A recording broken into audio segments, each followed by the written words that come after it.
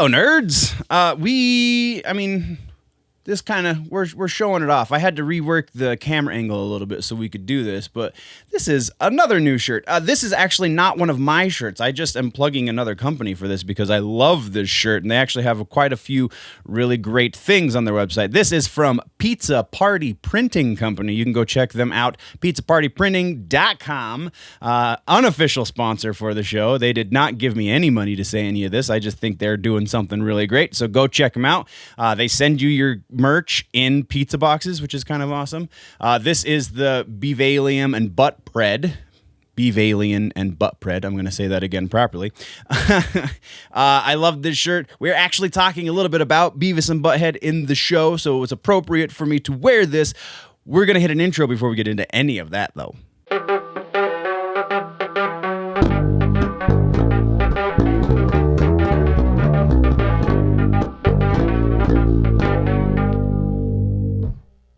All right, so housekeeping. I kind of covered that in the intro, right? Because I love this shirt. It's so cool. And their shirts actually aren't quite as cozy as the ones from the general store. So go check out the general stores. There's actually links to the general stores at the bottom of the video description, both the Teespring store and the Redbubble store. There are links down there, assuming I could get away with all of this text in the description. Usually that's one of the last things I take out, though, is the links to the general store. But there's links to the general store and all the other previous whatever. Thank you, nerds, for putting up with my ramblings. That's it for housekeeping. I don't got anything else. Go check out the stores. Let's talk music. Oh wait, we don't have any music. So let's get into TV streaming. And first up in TV streaming, we have a new show called Debris. This is NBC trying their hand at an X-Files clone, it would seem. This is created by J.H. Wyman, who also created Almost Human. So if you're familiar with that series, then you kind of have an idea of what you're in for. Same showrunner means similar feel. This show is starring Ryan Steele, who was in Ant-Man and the Wasp, Legacies, and Magicians. In Ant-Man and the Wasp, she was the mom to the villain, the quote-unquote villain, because it was a good movie, but it was not traditional in that sense. So yeah, she was the quote-unquote villain's mom. Just to kind of give you a little bit more point of reference. And then the other star is Jonathan Tucker, who you'll recognize his face, but he's still pretty young in Hollywood. You'll probably remember seeing him from Westworld or Snowfall or things of that nature. Deadline describes the new show as two agents, played by Steele and Tucker, from two different continents and two different mindsets must work together to investigate when wreckage from a destroyed alien spacecraft has mysterious effects on humankind. So again, this actually almost has like an Alphas kind of feel to it as far as that description goes. This is one of two shows that got pilots this season from NBC, both of which got picked up. This will be the first new series on NBC from 2020. The second one, like I said, did get picked up. It's called La Brea, but we won't be seeing that until likely the fall, it would seem. That is what we have there. Next, we have a release date for Star Trek Lower Decks, so flying in the face of some of those rumors that we've been talking about. I kind of knew this was happening because the rumors just sound like angry fans making stuff up. But we have a release date. Lower Decks is coming out August 6th. And that's all we really have right now. I mean, just to kind of give you the long and the short of it, this series is the second ever Star Trek animated series. It has to do with people in the lower decks, people who are not the captain and his crew. This is just the people who make sure the ship maintains, I can't remember the exact quote, but it was something along the line. The guy who created it is also one of the creators of Rick and Morty. And when he pitched his idea for the show to Akiva Goldsman and all of the people who have the gatekeeping privileges for Star Trek, he said something along the lines of, I want to make a show about the guy who puts the yellow cartridge in the food replicator so that a banana can come out when somebody orders it. So this is like the janitorial staff on a starship in the Star Trek universe. It sounds pretty cool. That's all we've got. We're moving next into Beavis and Butthead. That's right. Beavis and Butthead are making another revival attempt. This time, it sounds like they've got their head on a little bit more straight. If you remember, last time this was attempted, it was on MTV.com, so not on MTV proper. They were doing it just as a streaming show. It was shorter episodes, and I believe they took out the music videos, and they were just going to do like a Daniel Tosh ridiculousness kind of thing where they were going to riff on YouTube videos instead of music videos, and it did not go so well.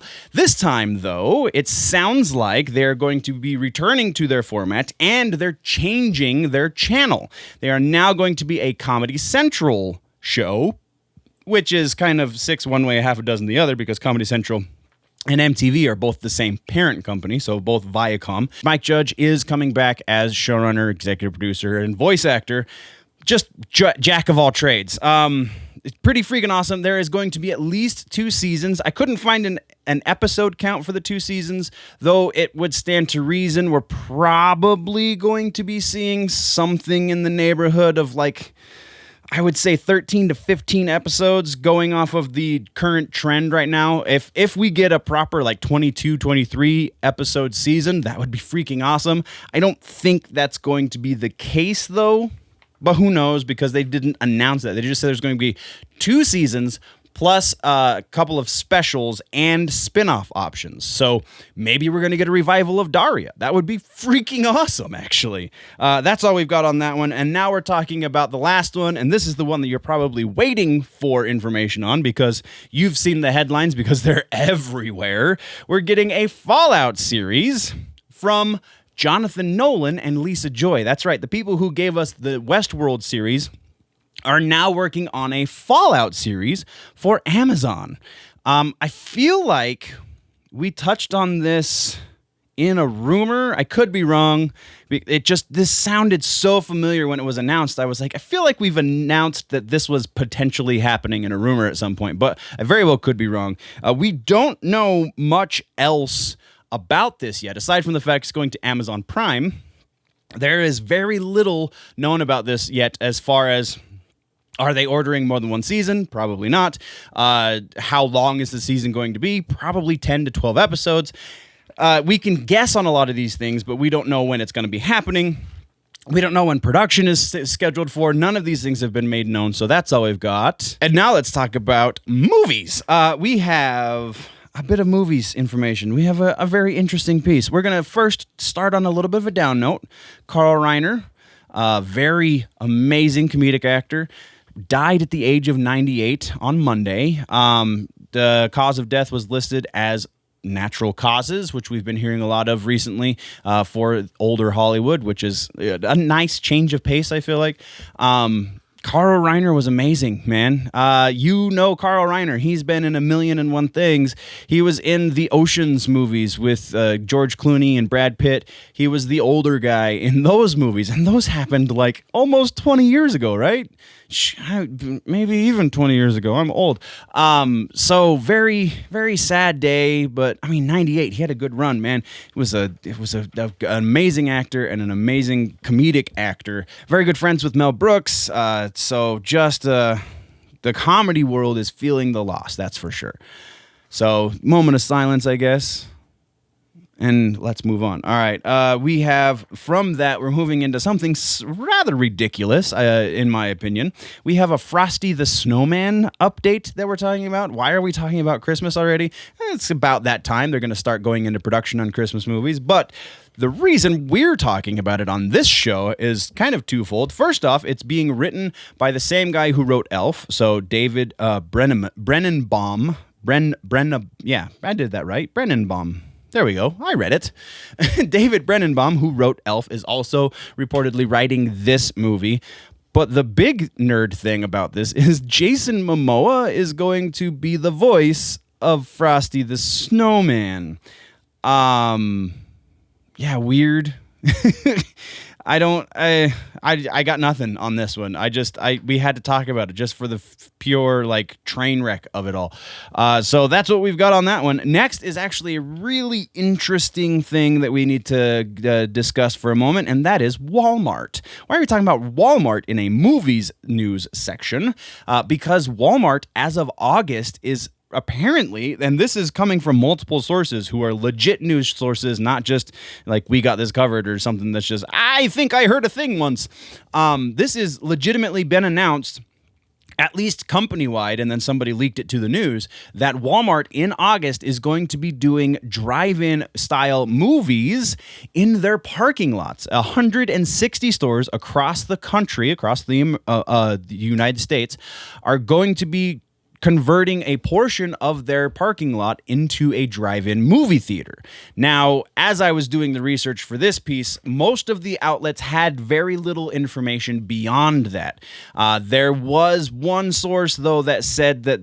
there was a lot of speculation. Well, we don't know what kind of movies they're going to be showing. This could be very damning for mom-and-pop drive-in movie theaters, because if Walmart can do it, then they're going to theoretically put all of the mom and pop drive-in movie theaters out. But it sounds like there was one source that had a little bit of a glimmer of hope on that front. It sounds like Walmart is not going to be getting new releases. This is a partnership with Tribeca Films, and the movies they're going to be showing are going to be quote-unquote classics, or movies that aren't going to theaters. So they're going to be showing, where'd my list go? They're going to be showing the likes of Jaws and Space Jam and stuff like that. So it's going to be a thing to go do, but it's not going to be a thing to go see a brand new movie, if that makes any sense. So there is a little bit of a hope if that part of this news break is legit. And I mean, again, all of my sources for this one were not questionable, so I have no reason to question that. But it's very interesting that Walmart is getting into that. There will be like a car hop situation. They'll be bringing you concessions instead of you going to a concession stand. Then they will be sending people out to take orders and so on and so forth. Apparently, though, I mean, it's Walmart. You could just go in before the movie starts and get some snacks and then go back to your car and drive up to, yeah, very interesting. Moving on. Our final piece for movie news has to do with the Teenage Mutant Ninja Turtles. This one is not a live action announcement. This is another animated series, or animated movie rather. So this is another cold reboot of the series, of the movie franchise. But it's interesting because the last animated movie wasn't really a reboot, but wasn't really a continuation. It was kind of its own thing that acknowledged the other things. This one is going to be its own thing that apparently doesn't acknowledge the other things. Reportedly, I would imagine there's going to be Easter eggs. But other interesting points about this is the production company is Point Grey Pictures, who is, if you don't know that name, that production company is run by Seth Rogen and his writing partner, Evan Goldberg. It's their production studio, and they're teaming up with Paramount, who owns the rights. And it's going to be a brand new animated movie that doesn't have anything to do with any of the live action movies, and presumably doesn't have anything to do with the previous animated movie or any of the TV series or anything like that. It's just there with Seth Rogen in charge of this to some degree. I feel like we theoretically are going to be getting a Teenage Mutant Ninja Turtles that we will appreciate, and not one that we're going to pick apart and leave for dead. And that is all we have there for movies, guys. Next is gaming and tech, and we actually have a couple of things starting in the tech scenario, and then our last piece in this is gaming. But first, we have climate change is in the gaming and tech section. The House Republicans, or House Democrats rather, just put out their plan to combat climate change, assuming they win the majority seats in November. And a part of the 500-page report details how they're researching geoengineering rather, in order to block out the sun. That's right. The Democrats want to block out. This is not from like a conspiracy theory website. This is from a just upstanding, fine citizen style website. Oh wow. I didn't read the report myself because I'm not going to sit through 500 pages of that of any politics really. So I'm taking I got this from Gizmodo. I mean, you can see the link in the show notes, but I got this from Gizmodo. So Gizmodo is a reputable source. So I'm assuming they put somebody on reading the 500 pages, and that's just mind-boggling. Are we living in a science fiction book? Are we living in The Simpsons? Like, that happened in The Simpsons. Come on. Not for that reason. I mean, it was because Burns wanted to control the sun so that people had to pay him for it, but still, it happened in The Simpsons. Whatever. Next, we're talking about Olympus cameras. I mean, they're getting out of the hardware game, so they're turning into Sega as far as the gaming side goes.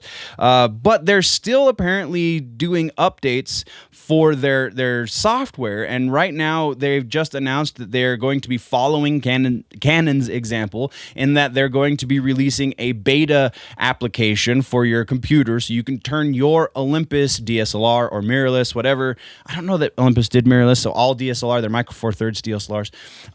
They're turning all of their cameras into, well, not all of their cameras, but some of their cameras into a webcam. So if you own, and the complete list is in the show notes, but the EM1X, the EM1, the EM1 Mark II, EM1 Mark III, and EM5 Mark II, then you can download this software and turn your camera into a webcam. You will not be able to get audio, unlike Canon's app. You will not be able to get audio from your camera to the computer. But, I mean, if you're running it as a webcam, you've got other inputs on your computer. You can get audio. But that's the sign of the times, man. Something that should have been super simple, because I could do it with my point and shoot back in the day.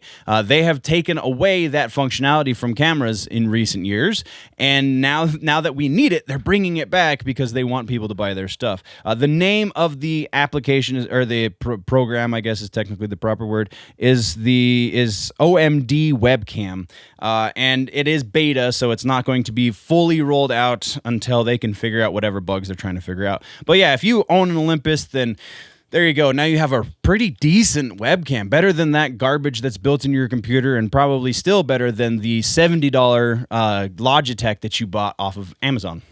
And then our final piece in gaming and tech is actual gaming news. Gaming news, we have Hyperscape. Hyperscape is a new battle royale coming July 12th, so next week, from Ubisoft. Ubisoft is finally getting into the Battle Royale game.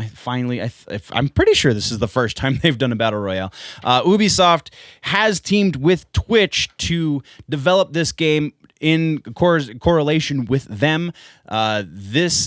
Because of that relationship, there is something, according to comicbook.com anyway, there is something built into this game so that the comments section or your chat, your stream chat will somehow affect gameplay. There was no details on this, but they did talk about that ever so briefly, so that's really interesting. Wonder how that's going to happen. But yeah, new Battle Royale for those that are really into the Battle Royale stuff. I'm going to definitely give it a shot because it's free to play, so why not? Now let's talk real quick about comic books and books. We have, first our two announcements, books coming this month. We have a new Dresden Files book.